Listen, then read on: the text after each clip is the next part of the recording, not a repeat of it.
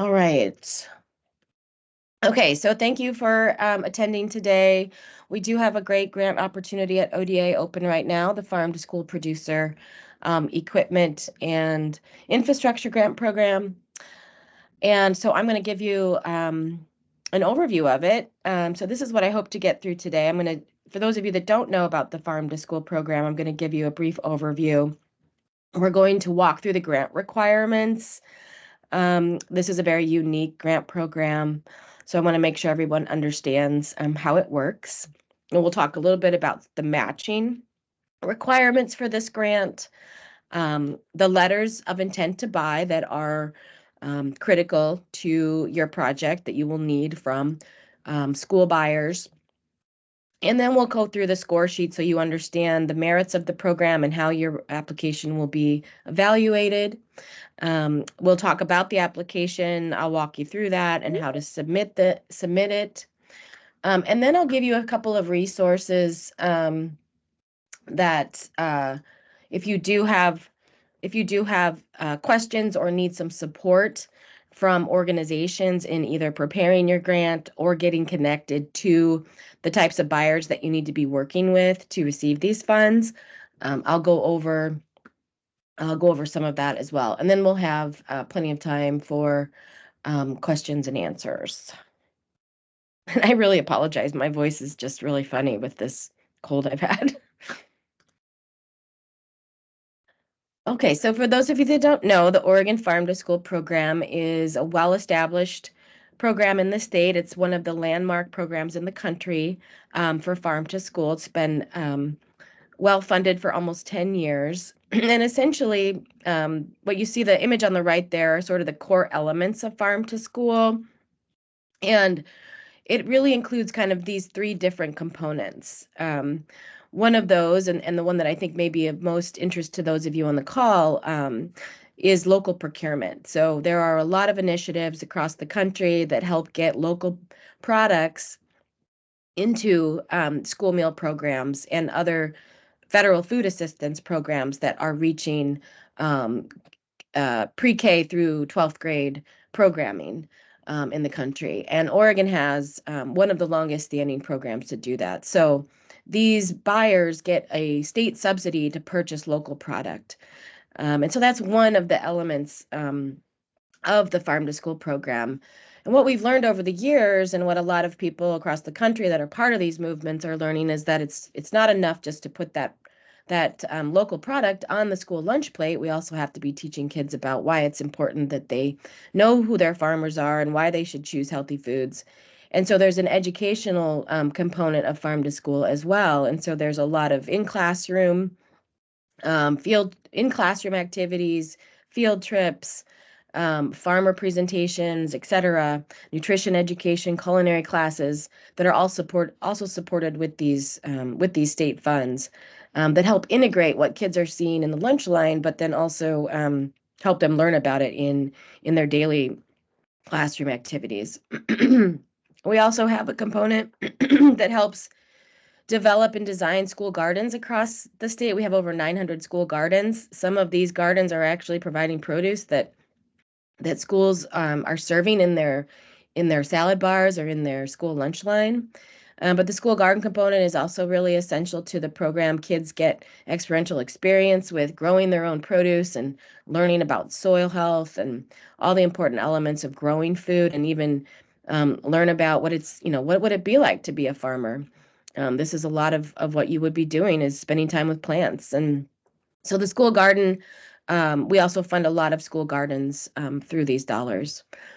So you'll see on the left-hand side, this is the mission of the Farm to School program in Oregon, and it's a collaborative program between the Department of Education and the Department of Agriculture. The Department of Education essentially oversees the majority of the program, and so they provide those funds, those procurement dollars, directly to food sponsors to purchase Oregon products for their school meal programs.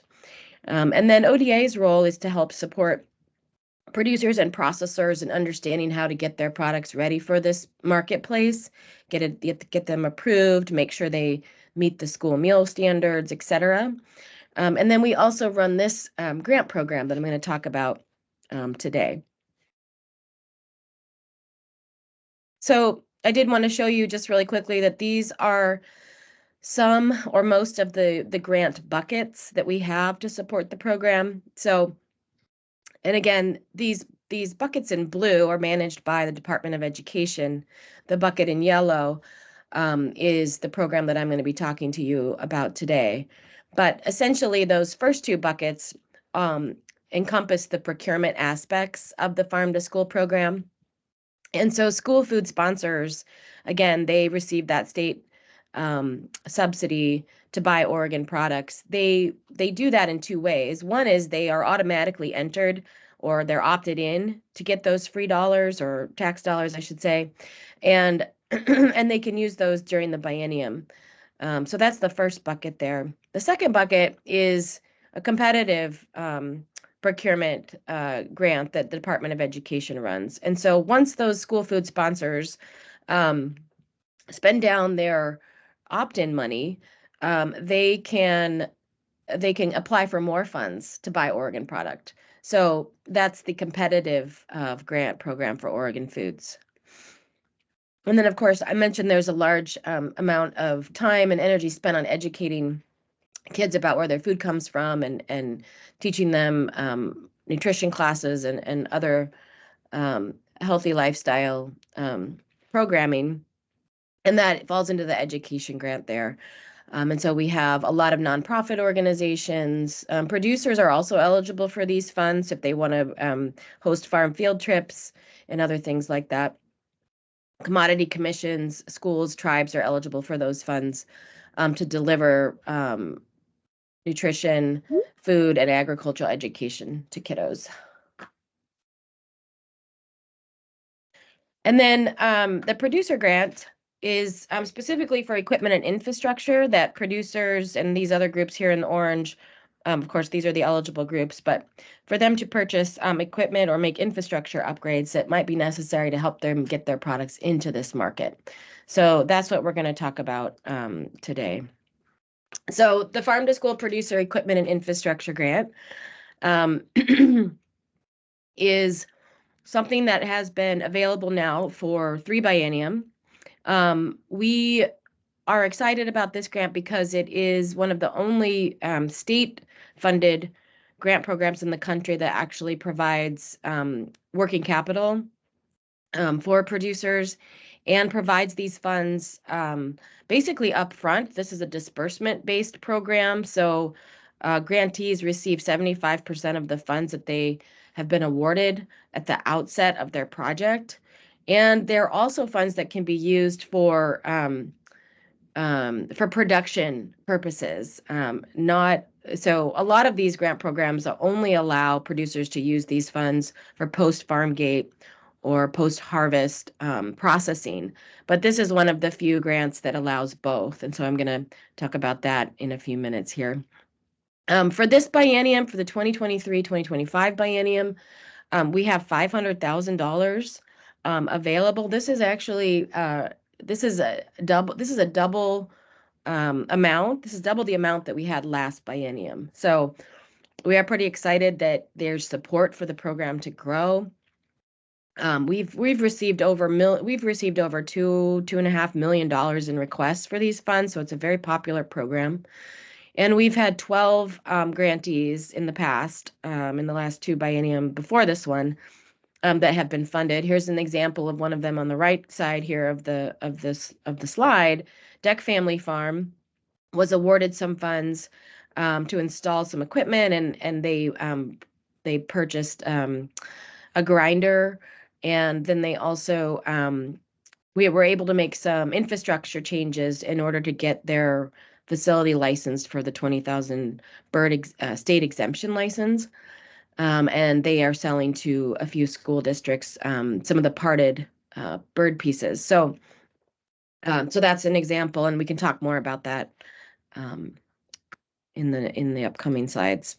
So who's eligible for the funds? So these are the eligible groups. A person who borrows, leases, rents, or owns Oregon land, whether the land is publicly owned, privately owned or tribal land on which crops are cultivated or gathered and or livestock is raised. Oregon seafood harvesters or fishermen are also eligible.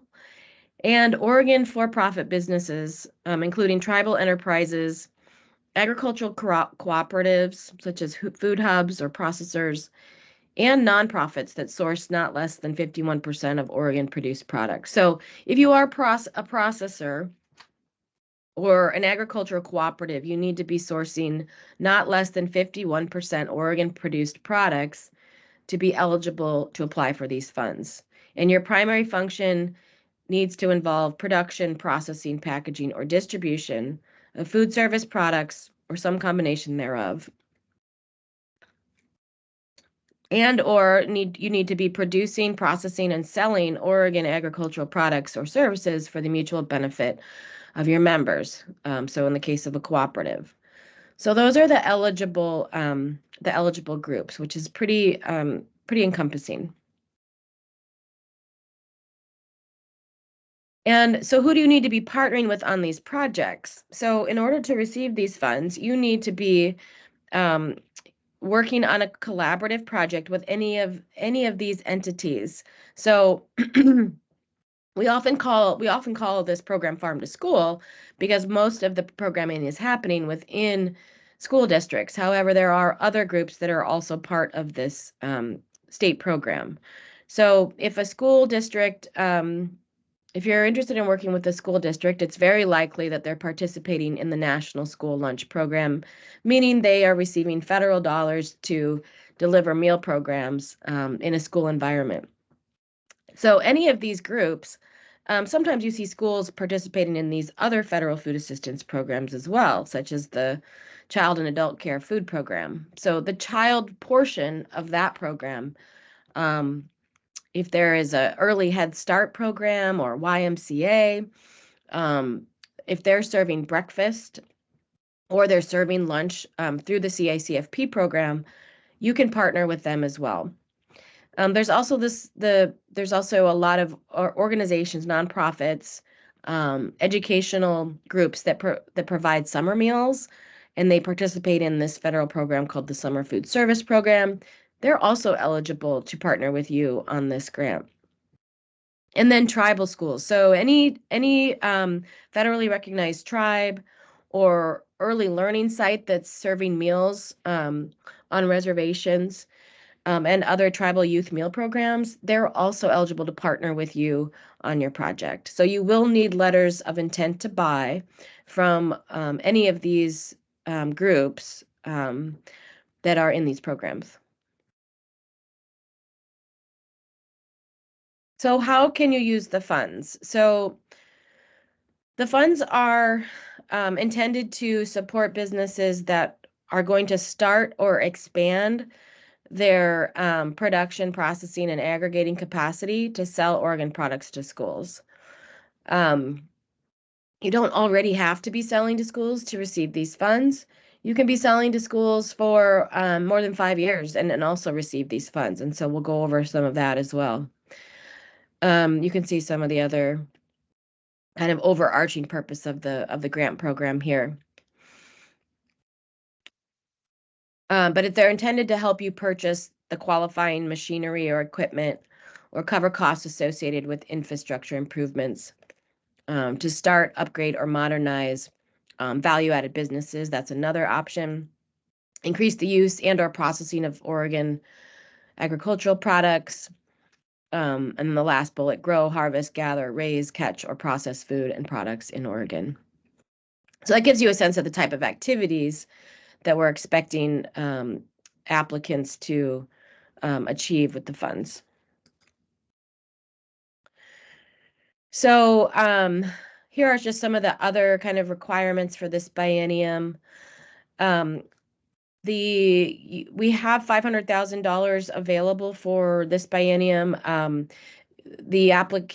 The minimum that we will accept for this biennium is $10,000 in grant requests and no more than $75,000. So those are the funding limitations for this biennium. The project may not begin until an executed agreement is signed by ODA and the grantee. And basically what that means is that, you may have an ongoing project, but any of the costs associated with your project cannot be billed towards this grant until the executed agreement date, or until basically that date is that date starts. And so a lot of times we get questions about whether we can provide funding for a piece of equipment that was purchased 6 months prior to their grant project starting. And unfortunately, that we can't do that. All costs must be incurred during the grant agreement period. We hope that you will have, our plan right now is to have these funds out to grantees by June of 2025, giving you about an 18-month period for the project. So right now in the contract, the completion date is by December 31st, 2025, and the funds will not be extended beyond that date. And so I'll go over this in a moment, but if you haven't had a chance to review the guidelines document for this grant, I'm going to show you where that is on the ODA webpage. But these are some of the eligible items that can be purchased, or eligible infrastructure that can be paid for with the grant dollars. And again, this is on page 5 and 6 of the grant guidelines. And you can see some of the examples here. A lot of producers have built or have requested funds for on-site cold storage. This is just really important to help them extend their shelf life, especially for fresh produce, a few days, gives them a lot more transportation capability if they've got to extend that shelf life. So we've had a few projects over the years that have funded on-site cold storage and, modifying an existing warehouse or building to put in a cold bot and build walls and things like that. So those are perfectly eligible for this grant program. Washing and packing stations also critically important for growers or producers, and those types of projects have been funded. We've actually funded last year a mobile washing station because we again were dealing with a producer who didn't have the ability to install a permanent station on their land because they were leasing land. So produce safety, food safety infrastructure, those are important to producers and processors, and those types of projects are definitely allowable under these funds. Heating and cooling systems and tunnels for season extension. So we have provided funds specifically for heating equipment and fan and cooling equipment in larger greenhouses and tunnels to allow for season extension in certain parts of the state where extreme climate conditions are preventing some of these growers from getting products to schools during the school year.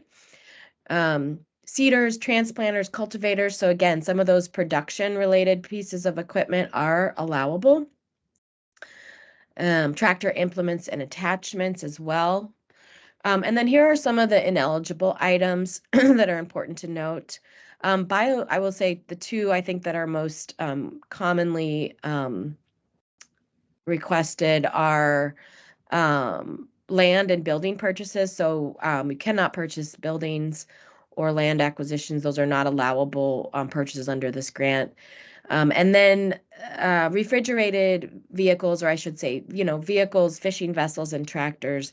Those are unfortunately not allowable under this grant program. But if you do have a vehicle, retrofitting that vehicle so that it has the cooling equipment is an allowable purchase. So we did have a grantee last year who did convert a van into a refrigerated cooling system.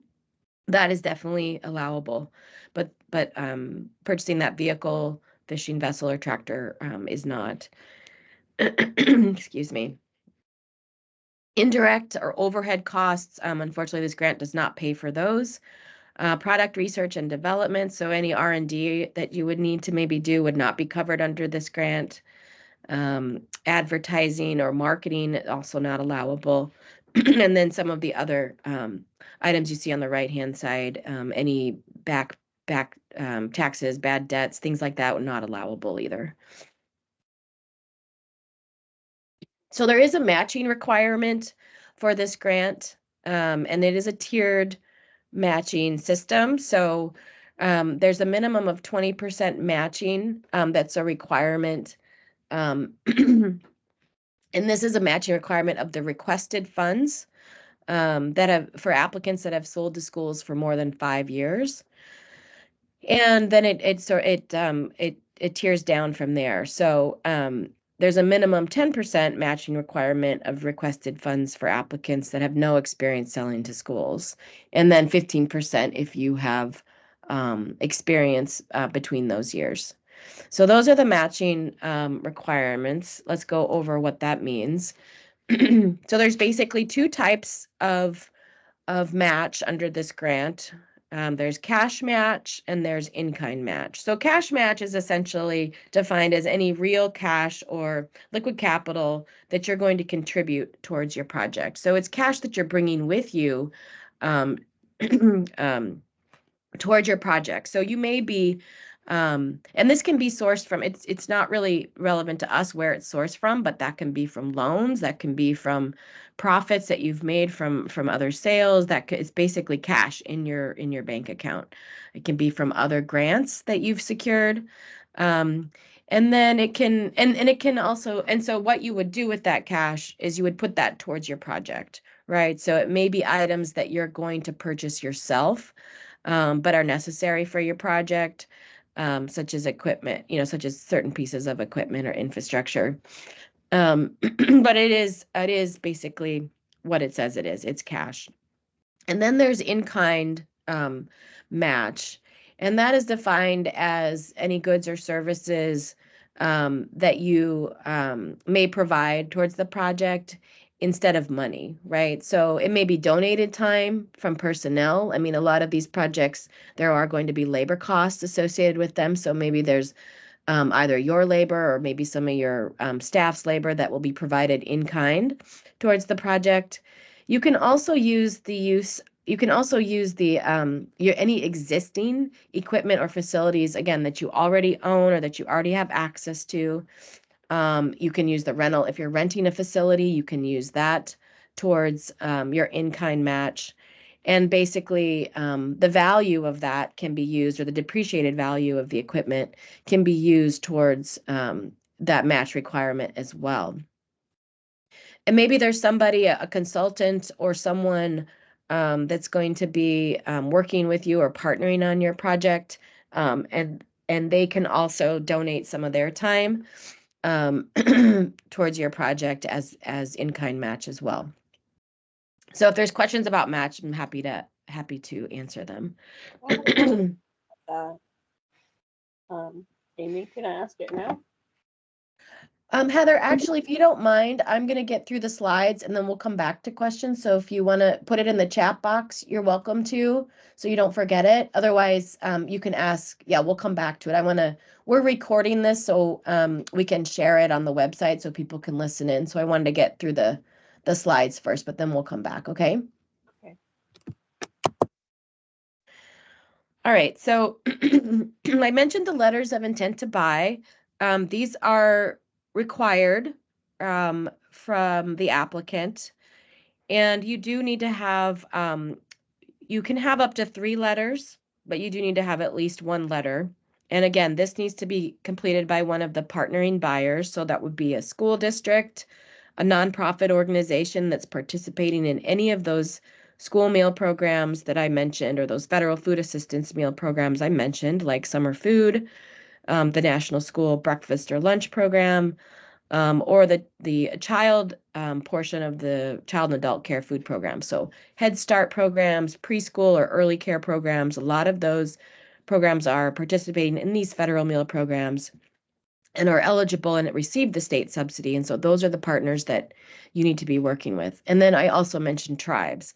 We've made some changes to the grant program to make tribes more explicitly eligible.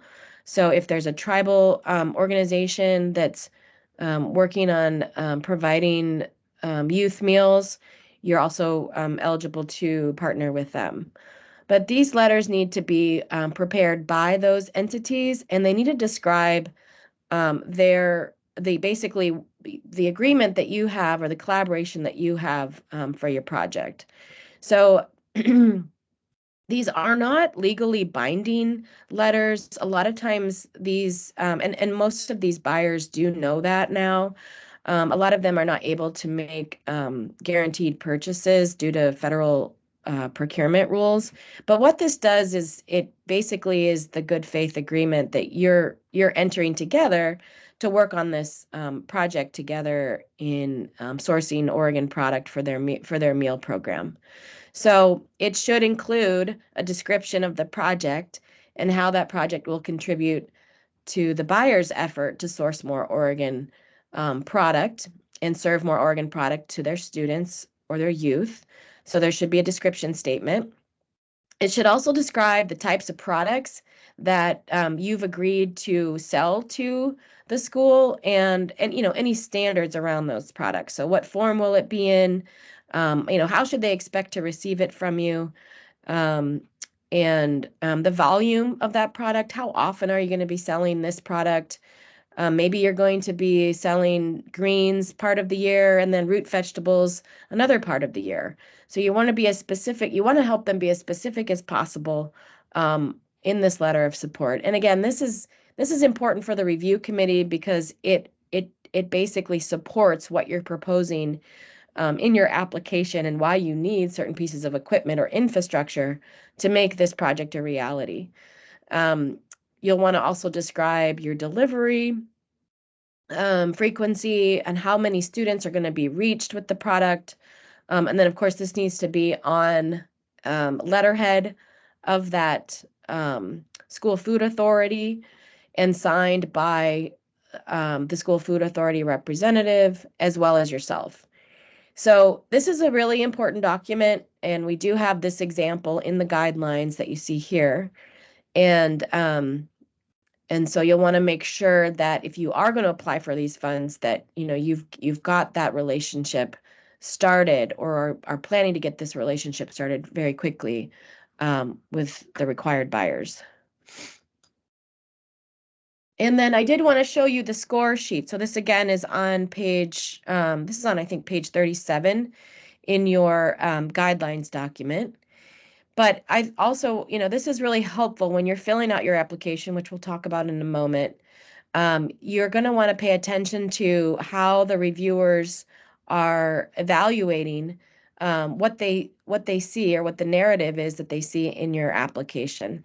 And so you'll want to take a look at these different points in the score sheet and really try to articulate in your application um, these aspects, right? So for example, is it clear who you're partnering with and who's supportive of the project? So you're going to really want to describe that in your narrative, the types of buyers you're working with, how their food programs work, and how your project is going to help them increase their serving of Oregon products.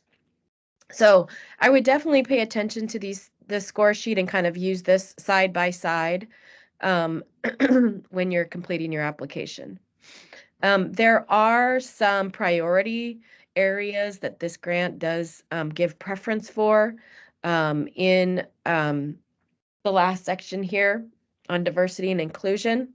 So if you are a small to medium-sized farmer, rancher, or seafood harvester or fisherman, and if you're a beginning farmer, rancher, seafood harvester, fisherman, you do receive extra points. There is a definition of those groups also available in the guidelines document in the definition section. And also if you are a service disabled veteran. So these are awarded points and you do need to self-identify as such.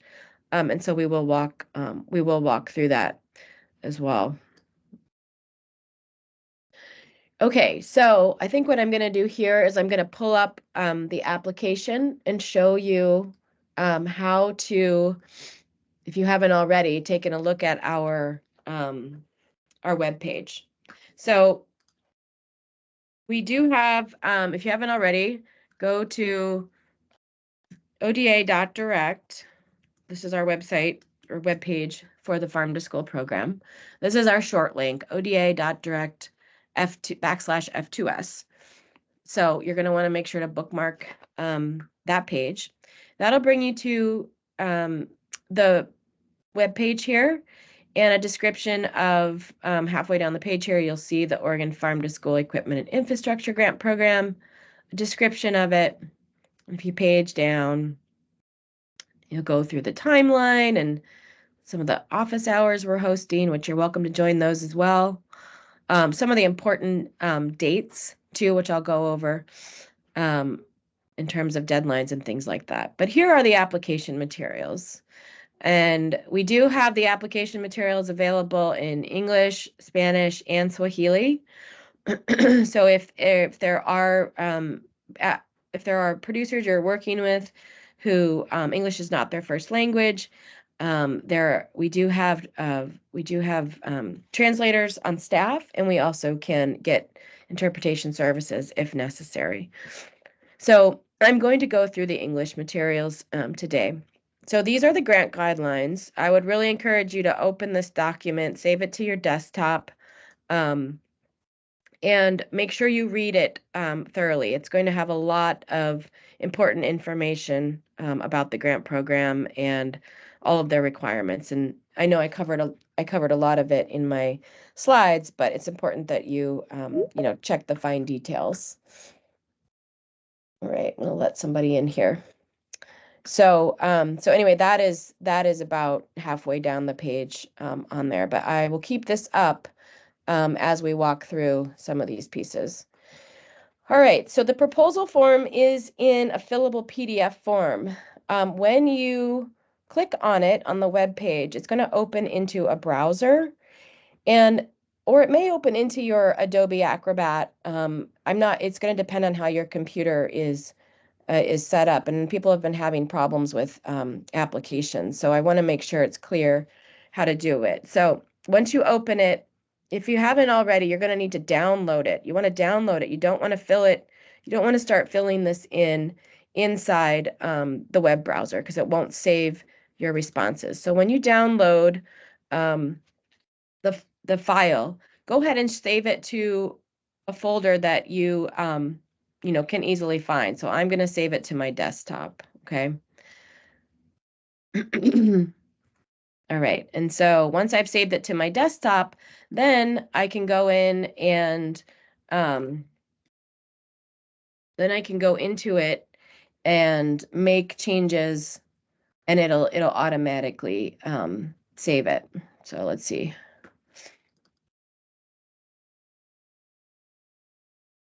All right, so here it is now on my desktop. It's in Acrobat, and it should automatically save as you are completing it. So the first couple pages of the application are basically a cover sheet. And so you're going to want to complete this, both the person who's completing the application as well as who the grant contact may be. So those may be different people. So you're going to want to make sure you give us both of those sets of information. You are going to want to make sure to have a project title. That's going to be very important because keep in mind that all of this will be public information that the agency will be announcing and that will be sharing broadly across the state. So you will need a project title. And then you need to answer a set of questions here about your business. And this, again, these are self-certifying. So we do ask you to sign a letter at the end of your application that you're self-certifying all the information that you've provided to us is in fact factual. And so, that's something you will need to complete as well. So these are just simple check boxes, sorry, and you can just select the one that best defines you. You need to also be, something that's really important. We did have someone who, your business does need to be in good standing with the state of Oregon. So see, these are also some requirements. So if you've had an ODA grant in the past, you need to be in good standing. That grant needs to have been, completed. Those funds need to have been expended appropriately. And so you must confirm these statements as well. Back taxes, if you do owe back taxes to the state, unfortunately, you're not eligible to receive these funds. You also need to be authorized to conduct business in Oregon, so you do have to have a business license. That's something that is fairly easy to renew. Sometimes we find that businesses who've received the funds, their license has expired, and we've asked them to make sure that's renewed by the time their project starts. That's totally fine too. And then again, as I mentioned earlier, you may have an ongoing project, but the project that you're intending to start with these funds can't start until you have a notification of award, or you have you've got your contract is fully executed with ODA. So that's also important.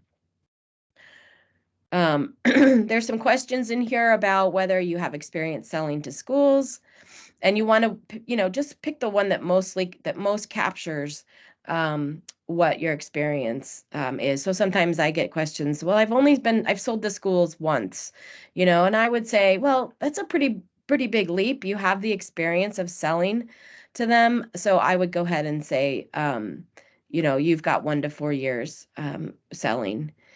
And and so, really we reserve the having no experience selling to schools for those who truly have never who are completely new to this market.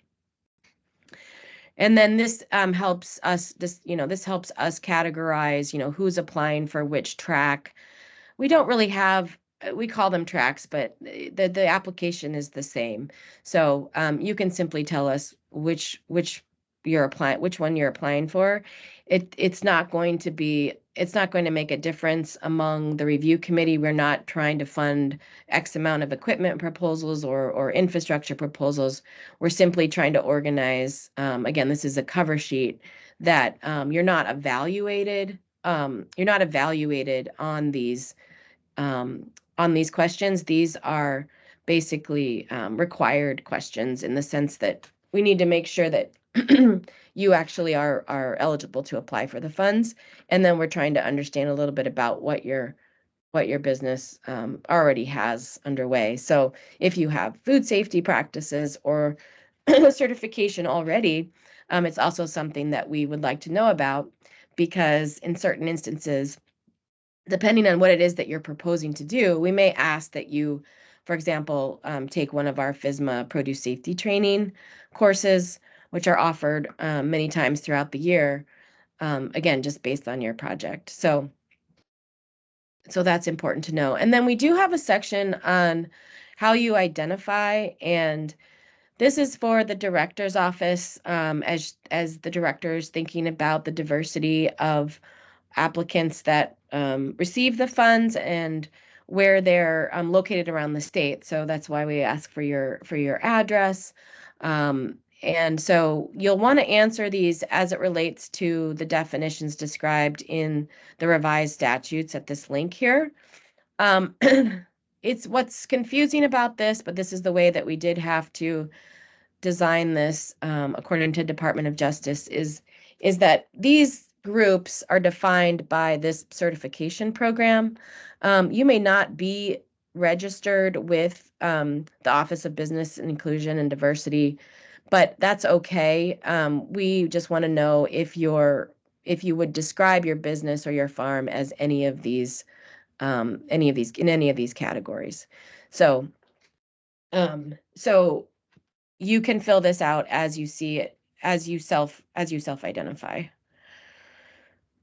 And then again, to find the definition, you can review the definition in the guidelines on page 23 of these groups. And the same for some of these other priority areas where you do get points in your application. So if you are a small farmer, rancher, or seafood harvester, the definition of that is on page 23 of the guidelines, as well as beginning farmer, rancher, seafood harvester, and a business that a service disabled veteran owns. So those definitions are I'm clicking over here now to the guidelines document on page 23, and that is in, let's see, definition of terms. So these are listed here. And again, you can use these definitions when you complete those two questions.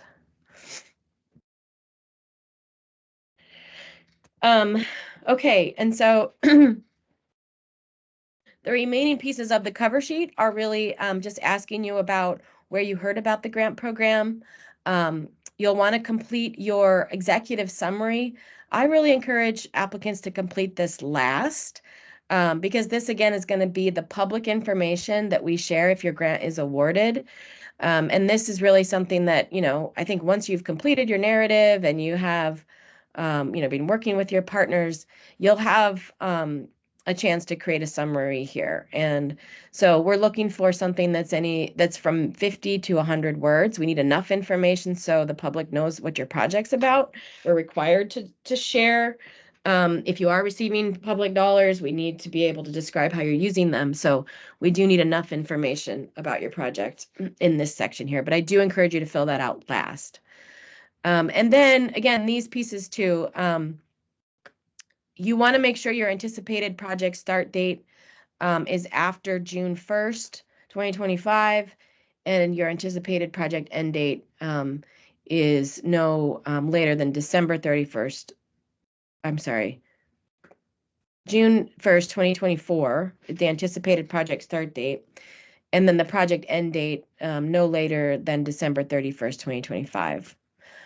And then these buckets, these fields here for total funds requested, total match, and total estimated project cost, you're going to fill these in after you're done completing your budget because these cells are formulated, and so you'll be able to pull these numbers from your budget and put them here. So that's the cover sheet or sheets.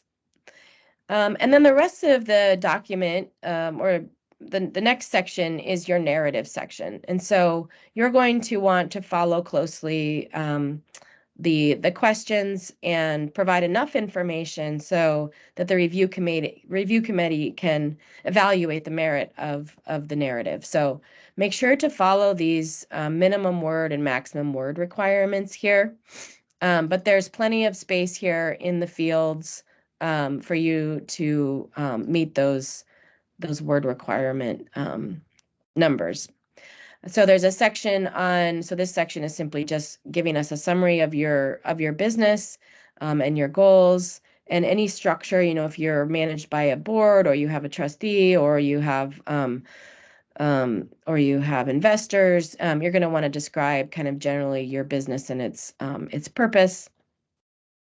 And then there's a section on your experience selling to schools. If you haven't sold to schools, again, that's perfectly fine. You just want to describe the vision of your project here and how you will work together with the partners that you've identified to achieve your project. So again, you're just going to want to be as specific as possible and stay within the recommended minimum and maximum word count. The next section is on your equipment and infrastructure needs. And this section is a little bit longer. There's a minimum 500 word requirement and a maximum 1,000 word limit. So this is where you're really going to want to talk about what it is, what type of equipment that you need, and the infrastructure. You're going to want to give us some detail about some of the research you've already done to identify that this is the type of equipment and infrastructure that's really necessary for your project. So you might want to include some of the types of suppliers or vendors that carry this equipment and infrastructure. This does not mean that you have to purchase it from these vendors, but we do want to know that you've done your research and you really have identified specifically what it is that you need to complete this project. We do ask you to share, these estimated costs based on the information you receive from these suppliers and vendors in your budget. But again, we know that things change, and oftentimes, we've had grantees who the vendor's no longer manufacturing that specific type of equipment, or it's no longer available, or they've decided to, did a little bit more research and found another vendor that actually offers something equivalent, but it's actually more efficient for them to use. And that's perfectly fine too. We know that that happens. But you do want to give us here as much information about the infrastructure project or equipment that you're going to need to purchase and why it's important. And there's plenty of space here for that. We do ask you to talk about your financial health and cash flow of your organization. This does not need to be specific cash flow amounts or dollar figures, but we do want to know maybe percentages or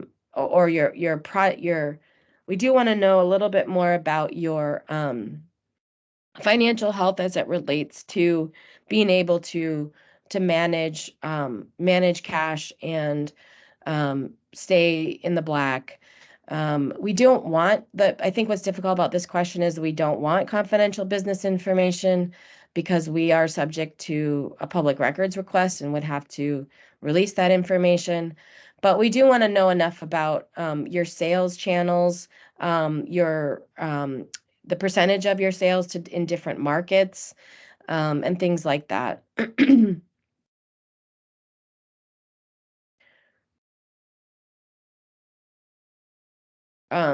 In section E, we'll talk about increasing how your project's going to increase the sale of specific Oregon grown or processed products that the school markets or the partners that you're working with, that's in demand from the partners you're working with. We've also been asked to capture what some of the social, community, and economic impacts your project may have on the community. And so that will be where you might describe how this project may help you build more community connections with those buyers, the school buyers, or some of the summer food program meal providers, and how it may even help you purchase agricultural inputs from your community and support more of the local agricultural providers in the area. So you'll want to describe kind of a holistic impact and benefit of the program in this section. And then you'll also want to describe the time frame in which you'll execute your sales to schools. It's not a requirement that you sell to a school during this time period that you have the grant dollars. That is stated over and over again in the guidelines documents.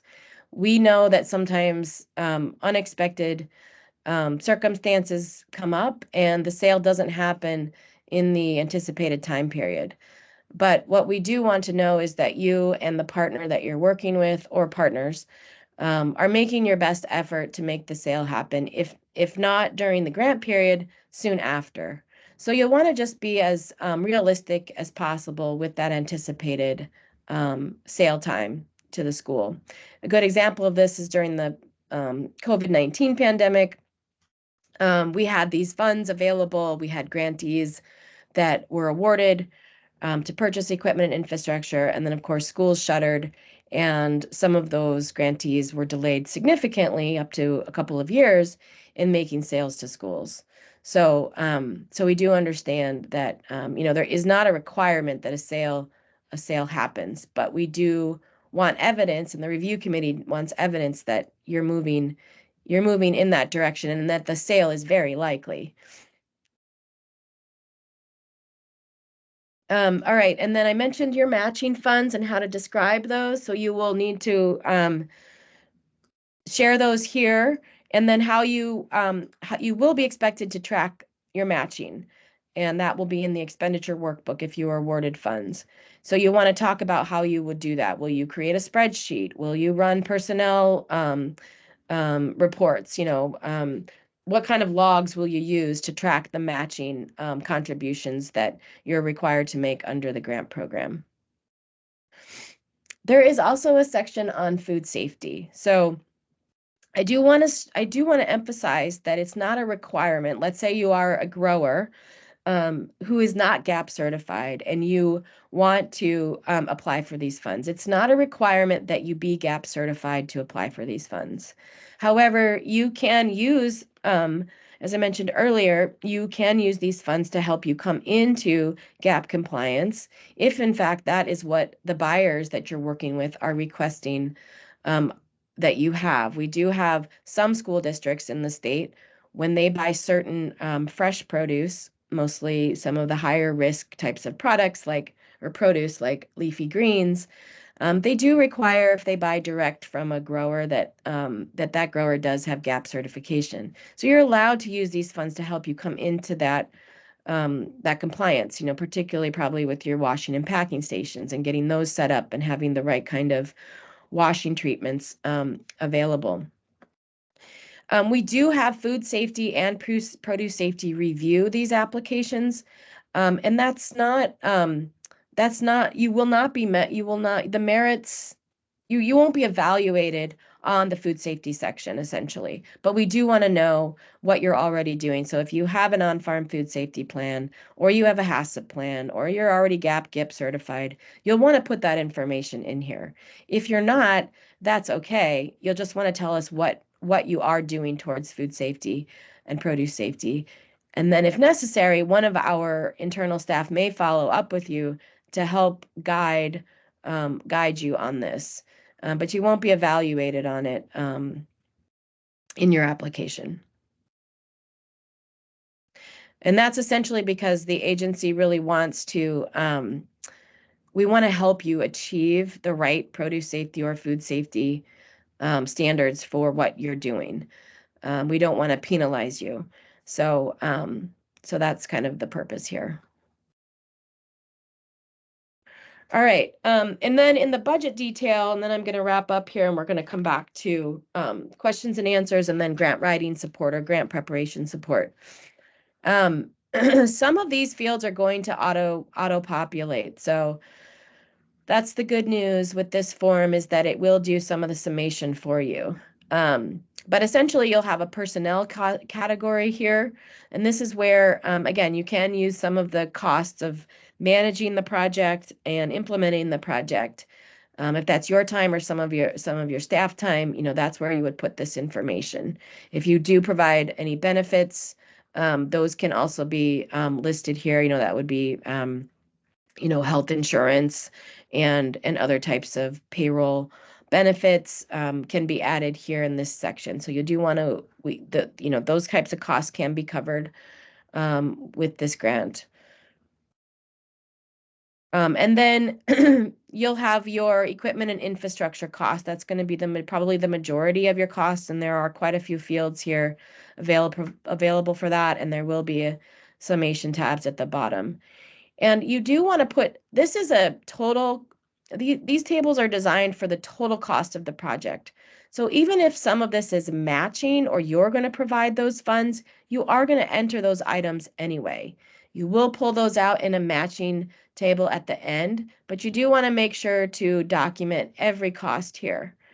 So for example, you may have you may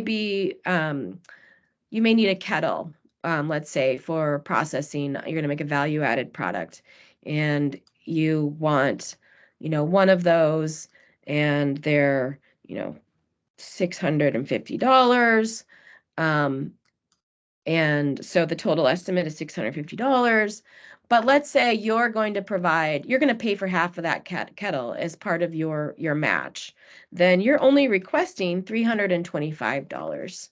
Or maybe you're going to cover the cost of that kettle entirely. So then you're going to list $0 here because you're not requesting anything from the state. You're going to cover that directly. And then you'll want to add your source of where you came up with the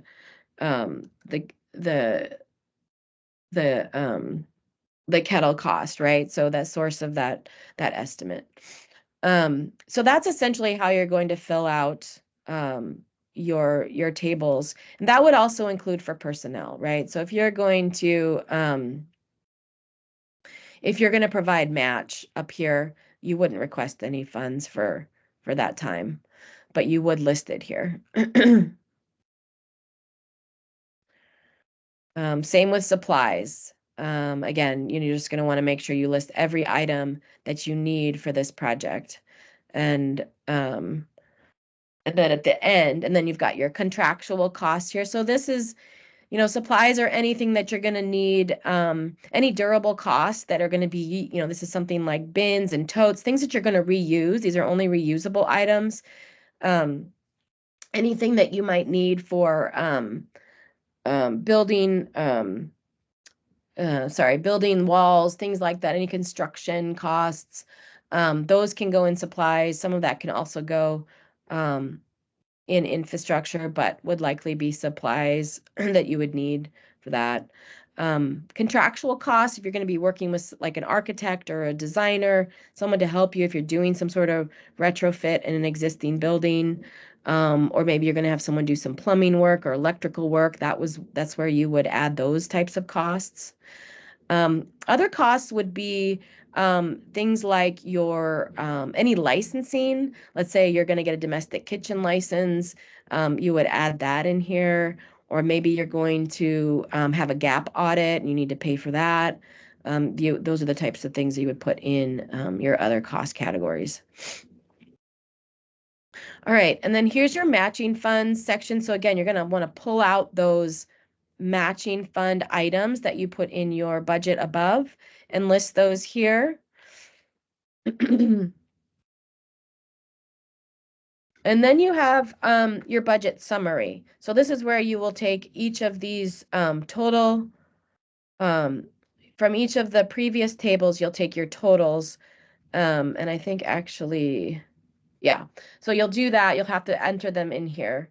And then those will auto-populate in terms of your total match and the total funds you're requesting, and then the estimated project cost, which is the sum of those two items. So those should all auto-populate. And again, these dollar amounts are going to be what you want to enter back on your cover sheet on page 4 and 5.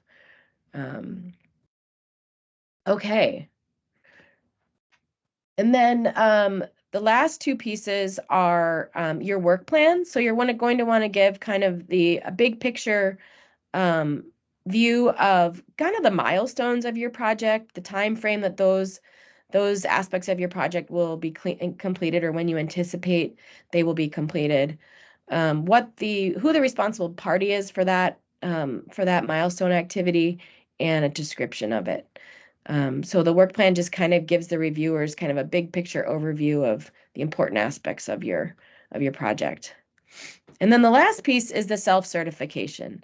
And this is just, again, something that you're required to sign, indicating that you are providing true and relevant information in your application, and that you are going to be using the funds as you've stated in your application, and that everything you've been submitting is accurate and true to the best of your knowledge. So you will complete this as well, submit that with your application. All right. Now I am going to go back to the PowerPoint and just a couple more things, and then we're going to open it up for questions. So the deadline, all applications, oops, I guess we went all the way back to the beginning.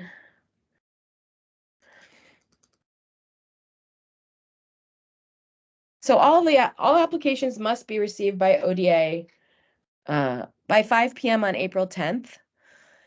And we would like to receive these via the file transfer protocol, which is, I'm going to show you quickly how to do that.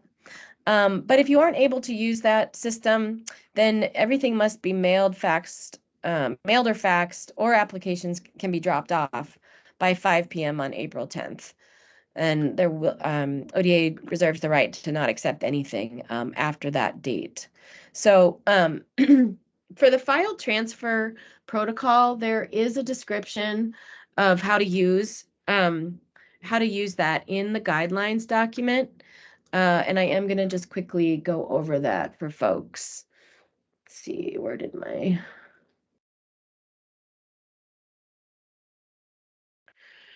All right, so in your guidelines document on page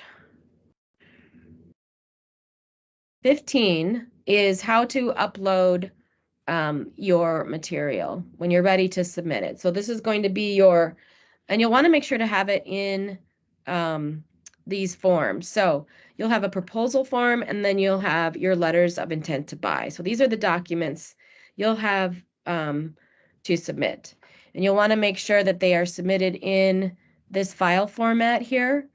Farm to school dash last name, first name dash proposal 2024, and then farm to school dash last name, first name dash LOI dash name of sponsor 2024. So you'll have your letters of intent to buy and your proposal form to submit, which will include everything that I went through just previously, your budget, your narrative, that's all in one document now. So what you'll want to do is click on this link. It's linked in your guidelines document to open up the file transfer protocol platform. And you will want to enter your name.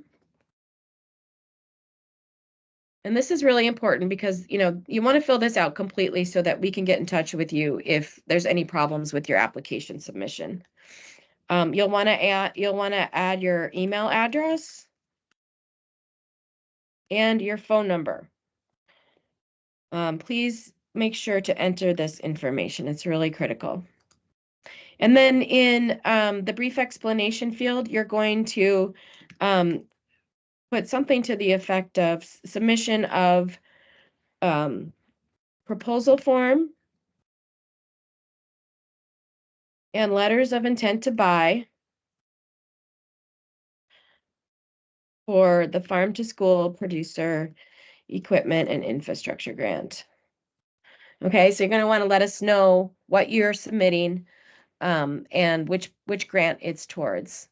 And then you're going to want to choose your files by clicking this button up on the top here under File Upload. When you click that button, it should open up the ability for you to find the file or the folder that you have your application materials in. So I'm going to my desktop here. I'm selecting Gilroy Amy Proposal 2024, and I'm going to open that. And you'll see that it's been opened up here or embedded here on the field.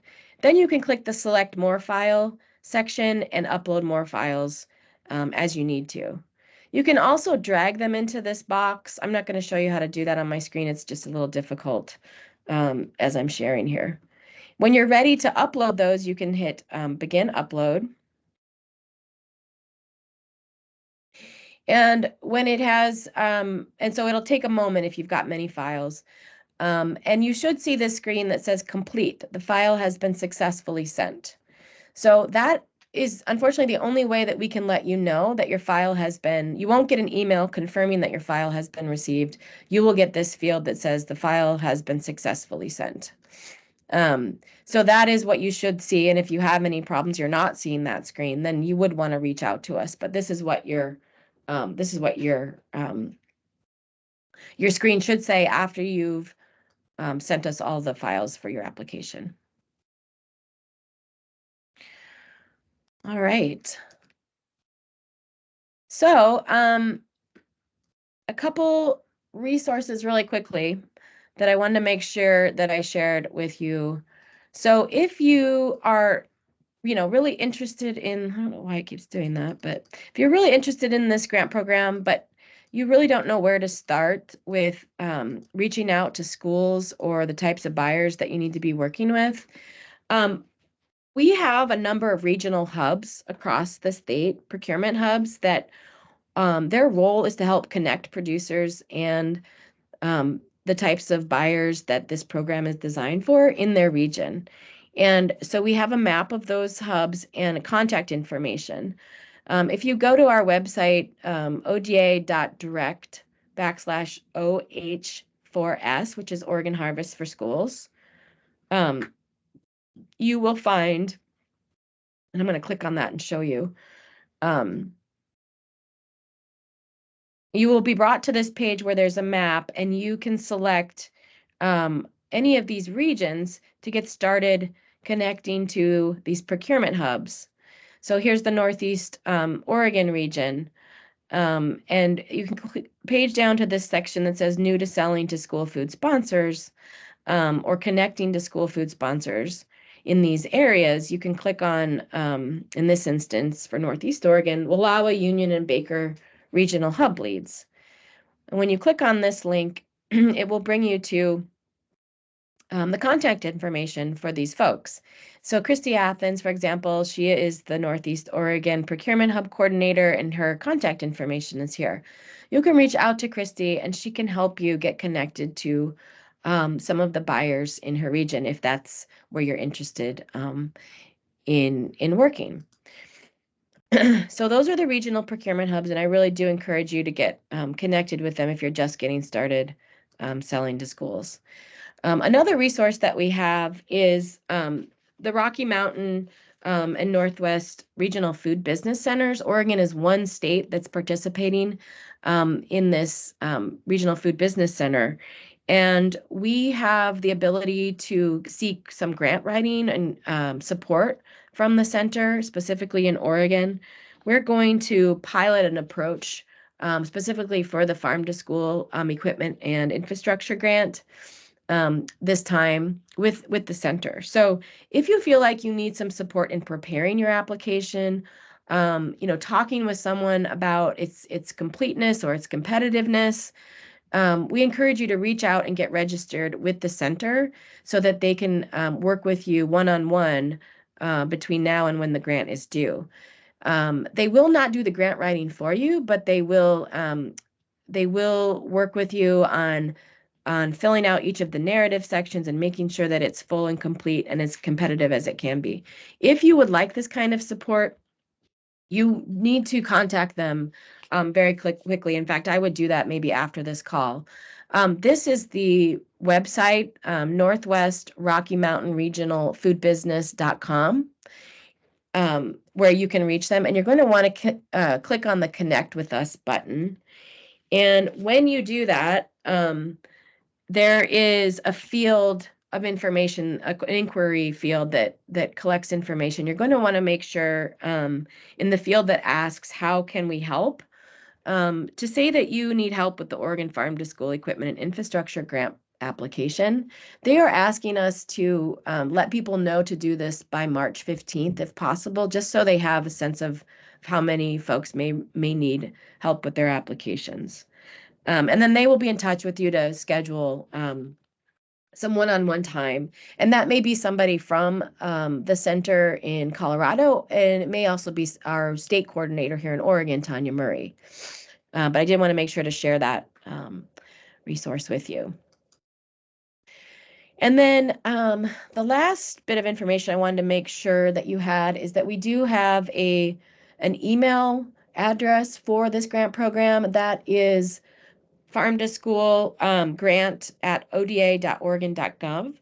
So if you have questions specifically about this grant, please send those to that general inbox. I will be monitoring that and responding from that email inbox. So I'm going to also put that in the chat box. All right, I am going to close the recording now and then open it up for questions and see what people might have on their minds here. Just a second. I'm going to stop the recording.